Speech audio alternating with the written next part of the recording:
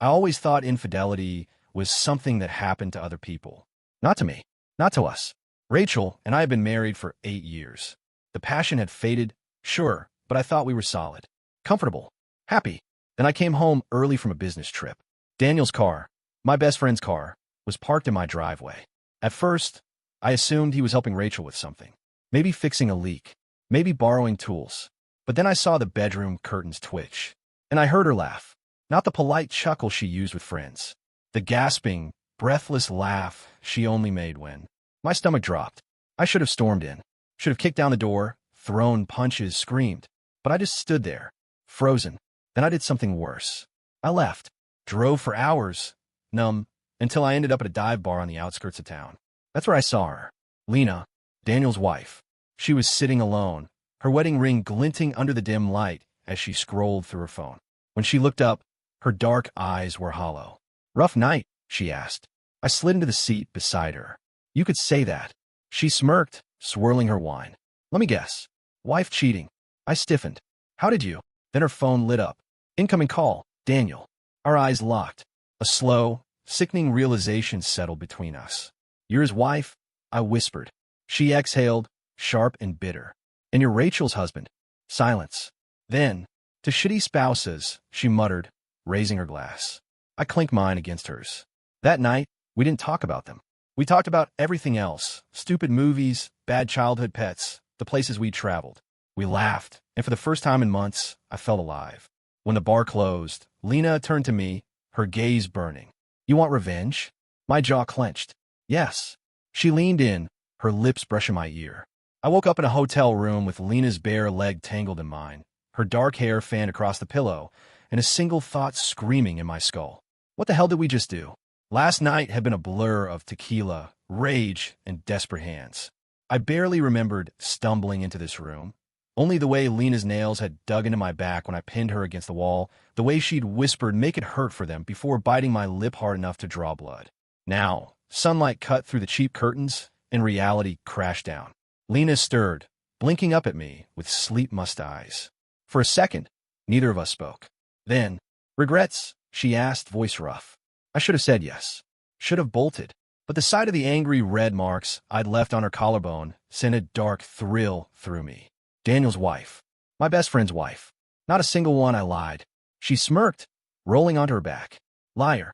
Her phone buzzed on the nightstand. 12 missed calls from Daniel. She silenced it without flinching. But that's okay. We don't have to pretend this is anything but what it is. And what is it? Payback. She sat up, the sheet pooling at her waist. Unless you're too scared to play? 3 hours later, I stood on my porch, keys in hand, dreading the moment I'd have to face Rachel. But when I pushed the door open, the house was silent. No screaming, no sobbing. Just a note on the kitchen counter in Rachel's loopy handwriting. "Gone to my sister's. We need to talk when you're ready." I crumpled the paper. Coward. My phone buzzed, a text from Lena. "Meet me at his place. 8 p.m., where the cologne she hates." A slow grin spread across my face. Daniel's loft was all glass and steel, the kind of place he'd bought to impress clients and women. I rang the bell, my pulse roaring. The door swung open. "You're late," Lena purred, dressed in nothing but Daniel's unbuttoned dress shirt. She dragged me inside by my tie. "He's at a work dinner," her fingers hooked to my belt, "which means we have time to make this place ours." I should have stopped, but the thought of Daniel walking in to find his wife's lipstick on my collar, his bed smelling like me. I kissed her hard. She laughed against my mouth, shoving me backward onto the couch. "Good boy." Midnight. Keys jingled in the lock. Lena froze above me, her lips swollen, her thighs straddling my hips. "Right on time," she whispered. The door opened. Daniel's voice. "Babe, I'm home." Silence. I turned my head, meeting my best friend's horrified stare as Lena slowly rolled off me, smirking. "Surprise," she said. Then ruin me the way they ruined us. I didn't go home after leaving Daniel's loft. Instead, I drove to an all-night diner, my knuckles still smelling like Lena's perfume, my mouth still tasting like betrayal. The waitress slid a black coffee toward me without asking. I looked like a man who needed it. Lena texted at dawn. "He packed a bag. Left. Says he's staying with her." A photo followed. Rachel's townhouse, Daniel's Audi in the driveway. My stomach twisted. They weren't even hiding it anymore. The next text made my blood run cold. "Your move, Ethan." 3 days later, I stood in the lobby of Rachel's law firm, a dozen roses in hand. Her assistant blinked at me. Mr. Cole? Rachel's in a CLI. I'll wait. When Rachel stepped out of the conference room, her cream-colored blazer impeccable, her smile froze. Ethan, I crossed the room, loud enough for her colleagues to hear. I miss you. Her cheeks flushed. What are you? I pulled her close, whispering in her ear. Lena says hi. Then louder, let's try again. Dinner tonight. Her eyes flicked to her co-workers, all watching. Trapped. 7 o'clock, she gritted out. The restaurant was Rachel's favorite. White tablecloths, violin music, the kind of place Daniel would hate. She stabbed her fork into her salad. Is this a joke? I sipped my wine. I order the scallops you love. Remember our anniversary here? Stop. Her voice trembled. You're with Lena. Am I? I leaned in. Or am I just playing the same game you started? Her phone buzzed. A text from Daniel. Where are you? I smirked. Better answer him. Midnight. Rachel's porch light flickered as I walked her to her door. This isn't you, she hissed. You're right. I brushed my thumb over her wedding ring tan line. The old Ethan would have begged. The new one.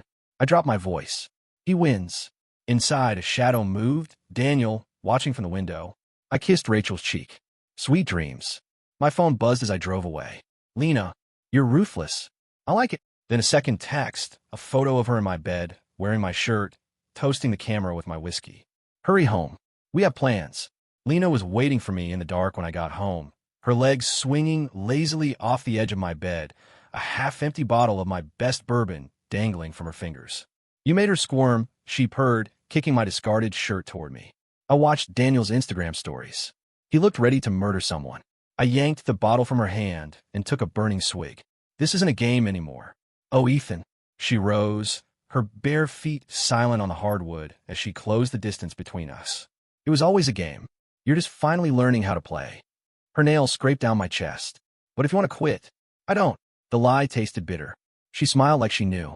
Daniel called me at 3 a.m. Meet me. Now. His voice was raw, broken. The old Ethan would have hung up. The new one? The one who'd learned to love the burn of revenge? I went. The abandoned dock stank of rotting fish and gasoline. Daniel stood under a flickering streetlight, his knuckles bloody, his eyes wild. You win, he spat. Take whatever the fuck you want. Just leave Rachel out of this. I barked a laugh. Funny. You didn't give me that courtesy. He lunged. We crashed into the railing, wood splintering under our weight. His fist connected with my ribs. I need him in the gut.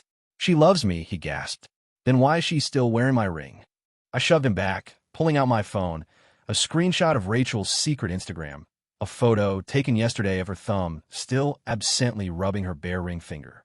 Daniel's face went slack. Lena was gone when I got back. No note, no text, just the faint scent of her perfume on my pillow and a single earring left on the nightstand. Delicate, expensive, the pair I'd seen Rachel wear last Christmas. My stomach dropped. The call went straight to voicemail. Lena, what did you do? The voicemail notification came at dawn. Lena's voice, honey smooth and laced with venom. You wanted revenge, Ethan. Now watch what real destruction looks like. I knew before I turned on the news. Prominent attorney's husband arrested in scandal. Affair with partner's wife leads to embezzlement charges. Daniel's face filled the screen, handcuffed, his tailored suit rumpled. The reporter's words blurred together. Forged documents, stolen client funds, a mistress's testimony. Lena's testimony. Rachel's office was in chaos when I stormed in. Assistants scrambled, phones shrieked, and behind the glass walls of her corner office, she stood frozen, staring at her laptop. She looked up as I entered. You knew, she whispered. The earring, the screenshot, the way Lena had studied my files for fun. I said nothing. Rachel's laugh was hollow. She played all of us. The penthouse smelled of citrus and gunpowder when I kicked open the door. Lena sat at the grand piano, her back to me, playing a lullaby I vaguely remembered from childhood. You set him up, I said. Her fingers stilled. I gave him enough rope to hang himself. He chose to steal. She turned, her smile sharp. Just like he chose to fuck your wife. I crossed the room in 3 strides, gripping her wrist. You used me, and you let me. She didn't pull away. But here's the truth, Ethan. You didn't want revenge. You wanted her back. The words hit like a bullet. The divorce papers arrived the next day. Rachel's signature was already there, neat, final. Lena was gone. No note this time. Just the piano lid left open. The sheet music for La Campanella on the stand. a song about bells that never stop ringing. 1 year later, the cafe was quiet when Rachel walked in. She hesitated when she saw me, then sat. "Lena's in Dubai," she said, stirring her coffee. "Married to some oil tycoon." I smirked. "Of course she is." A silence. Then, "Was it worth it?" she asked. I slid a newspaper across the table. Daniel's sentencing, Lena's diamond-clad hand on another man's arm. "No," I said, "but I'd do it again." Rachel's lips curled. We drank in silence, the ghost between us finally still.